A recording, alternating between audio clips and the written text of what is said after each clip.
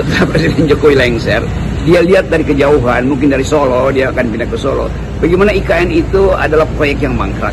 Setiap hari dia akan tonton di televisi, berupaya untuk cari tahu apakah ada investor yang masuk, berupaya untuk pengaruhi Gibran supaya pengaruhi Pak Prabowo untuk investasikan kembali APBN ke IKN. Tetapi mimpi Presiden Jokowi itu sudah berakhir. Dia tidak punya lagi kapasitas untuk memerintahkan APBN diguyurkan ke IKN.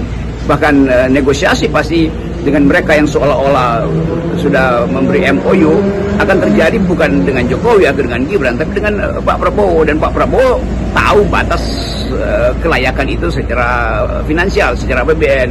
Tentu tim Pak Prabowo sudah lama memutuskan untuk tidak meneruskan IKN itu atau dicicil sampai 50 tahun misalnya. Karena itu jadi alasan untuk kita mengerti bahwa era Prabowo tentu secara ekonomi akan berbeda dengan fokus di era Pak Jokowi. Dan Pak Jokowi akan nonton itu dengan ya mungkin kegelisahan tuh.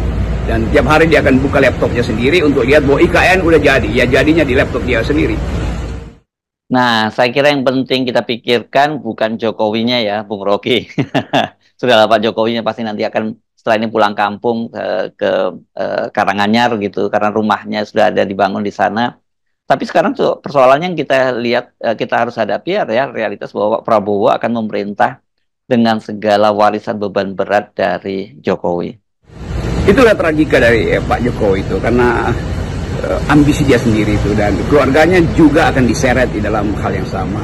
Dan sangat disayangkan bahwa sebuah keluarga yang di awal pemerintahan dianggap sebagai contoh dari kesederhanaan, akhirnya jadi contoh dari kegagalan, contoh dari kerakusan, contoh dari ambisi itu.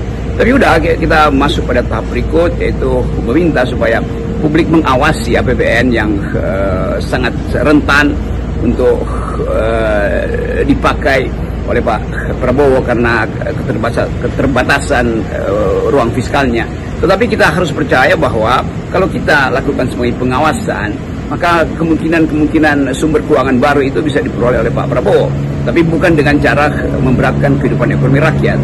Nah, kita sekali lagi mulai menilai bahwa politik itu sebetulnya adalah upaya untuk mengontrol, bukan upaya untuk memuji-muji itu. Nah, pujaan-pujaan pada Jokowi sekarang ditunggu dalam bentuk negatifnya. Itu orang mulai satu persatu menganggap bahwa Jokowi memang dari awal tidak mampu membaca masa depan Indonesia. Jokowi dari awal memang tidak paham sejarah bangsa ini, bahwa bangsa ini tidak perlu dimuliakan berdasarkan bangunan, tapi berdasarkan kebudayaan, berdasarkan kemajemukan, berdasarkan kemampuan kita untuk memperlihatkan pada dunia bahwa kita bisa jadi paru-paru dunia. Jadi hal-hal yang sebetulnya konseptual, yang harusnya dari awal diucapkan oleh Jokowi, dia tidak peduli itu. Padahal masyarakat sipil, kalangan akademisi sudah memberitahu bahwa IKN itu adalah perusakan lingkungan. Nah, sekarang yang rusak bukan sekedar lingkungan di Kalimantan, tapi juga reputasi Jokowi sendiri.